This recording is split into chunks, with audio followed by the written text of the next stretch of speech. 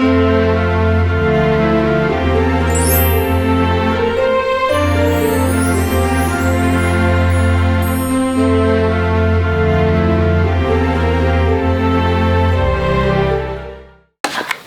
guys, so welcome to the last day of my advent calendar series. We've done it. 24 days of videos. I have done. Finally, we've done some videos. So today is like weird traditions worldwide, like things that I might find a bit weird, and then I'll tell you my Christmas traditions, which have also been mentioned in previous videos. So let's see if you've paid attention. So in Austria, which I have been to, I need to stop sitting lopsided. They have Bad Santa. It's a ghoulish creature. I am reading off my phone, so I remember. And they play like nasty pranks on kids and stuff. I will leave a picture of what they look like on screen so that you can see it.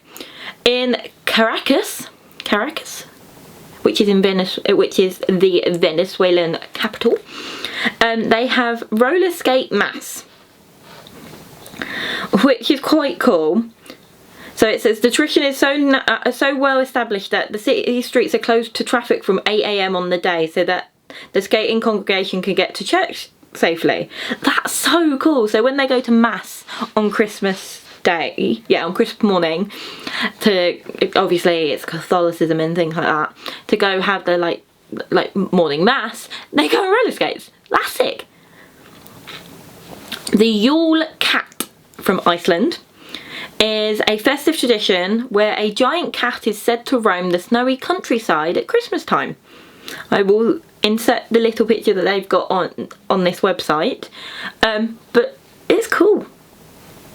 And it says if you'd like, it's like you can see if you can hunt down this elusive animal, which is sick. The Cobweb Christmas of Ukraine. It says that Ukraine's strangest festive tradition is not one for arachnophobes. Where would you have baubles, tinsels and stars? Ukrainians use decorations that mimic the natural formation of spider webs shimmering with dew. Oh, it looks so pretty. So on the trees they have like spider webs.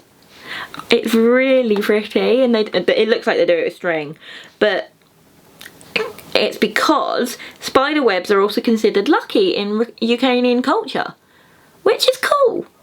Like, I'm not really scared of spiders. Sort of, not really. But like, if a spider web's considered lucky, that's quite cool. The Colonel Santa, Japan.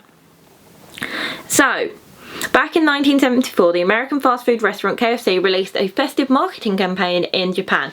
Its seemingly simple slogan, Kentucky for Christmas, spawned a national tradition that still thrives to this day. Although Christmas is not even a national holiday in Japan, families from all over the country will head to their local KFC for a special Christmas Eve meal. That's so cool. Expect to pay a higher premium on the biggest sales day of the year. A KFC Christmas dinner clocks in at around 3,336 yen, which is about 20 quid. Pickle in the tree, Germany. Here's a little pickle. It's a pickle. It's a pickle decoration. The Christmas tree tradition embraced around the world today is to believe have started in Germany back in the 16th century. So that it comes to no surprise that our tectonic cousins still have some of the funny customs related to the festive trees. One of these is to hide a pickle somewhere within the branches of the trees and give a gift to whichever child in the household finds it. That's cool. Like, so it's like find the gift in the tree. Like, I've had a few Christmases where my aunt has put like wrapped Christmas presents up and put them in trees, which is really cool. Festive sauna, Finland. I want this. I might adopt this tradition. I want a sauna. Many homes in Finland come equipped with their own sauna, and at Christmas time this cosy spot becomes a sacred space associated with long dead ancestors.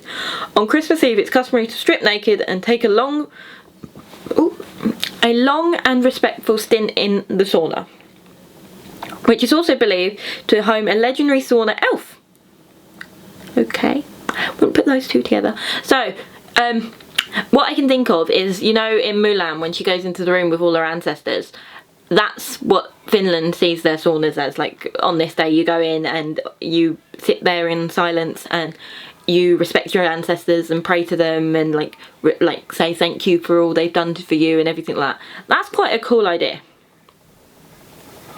After the sauna session, Finns head out to the evening to celebrate while spirits of those ancestors take their place.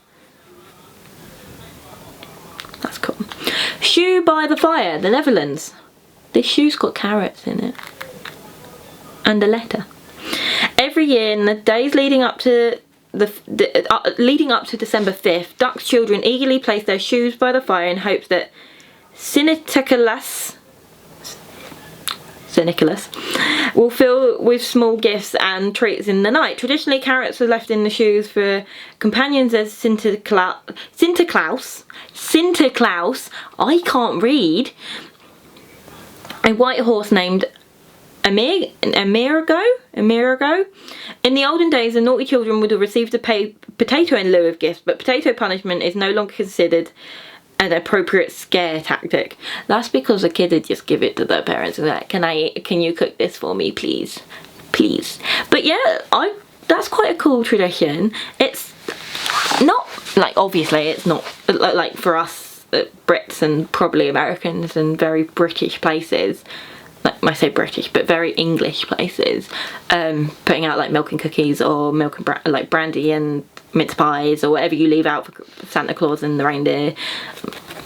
In my house they all do it was Coca-Cola and biscuits. Next one, the Befana the Witch, Italy. Forget Santa and December 25th when in Italy, it's all action takes on eve of January 5th. Ooh. According to folklore, an old woman named Befana, I'm going to say Befana, not Befana, visits all children of Italy and fills their stocking with candy and leaves them presents if they've been good. Just like Father Christmas, Befana enters through a chimney and left treats by children who live there, typically wine and local delicacies. That's quite cool. And the witch is left wine and local delicacies, like Father Christmas. It's quite a very similar thing, it's just 10 days later. Alex says 10, it's not 10. I'll do my math later. Fried caterpillars, South Africa.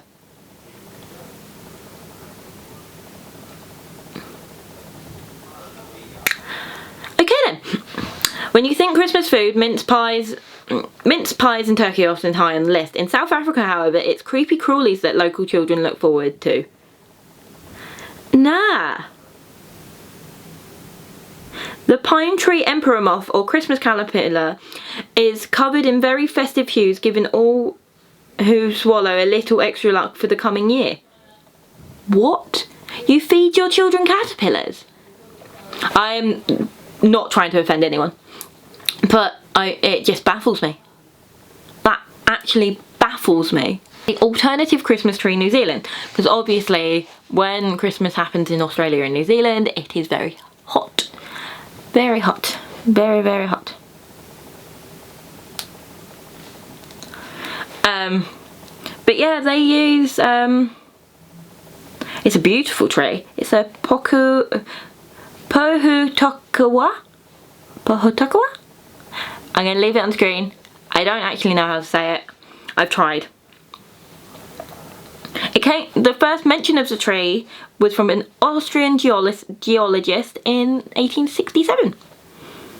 It's beautiful. It's very brightly coloured. The poop blog, Catalonia, Spain. It's literally, is it a pine cone? So obviously it's on screen. Me Tio de Nadal, the Christmas log. It's made from a hollow log with sticks and a smile and a red hat. Every evening between the 8th and Christmas Eve, the children feed the log small treats with water and leave him under the blanket to keep him warm.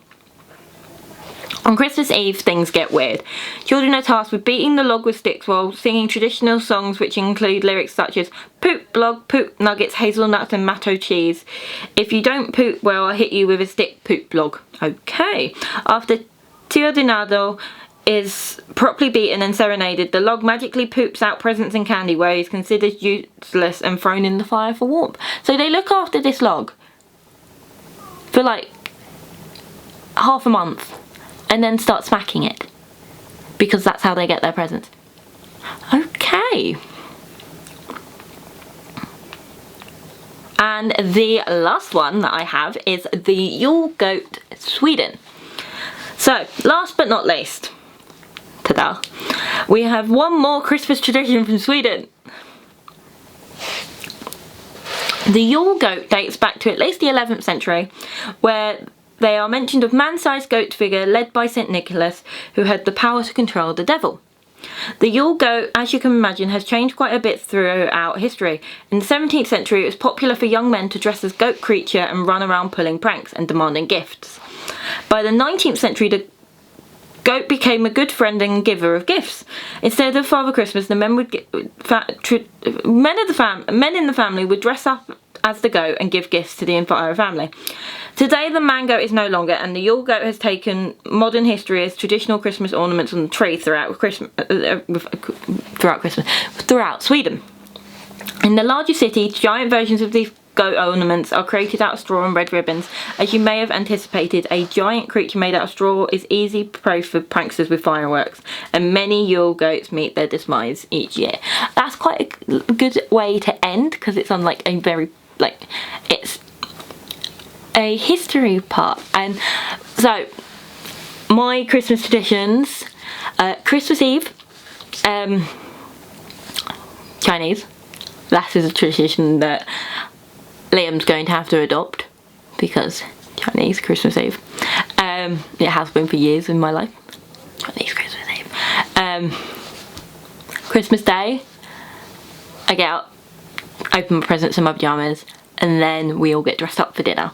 And then there is a traditional Christmas picture of us all, and yeah. And then Boxing Day just matters where I am in the world. So, that is the end of the final video of this series. Thank you for watching as many as you did, or as little as you did. Thank you to anyone that has newly subscribed, and I'll see you all on Monday. Bye.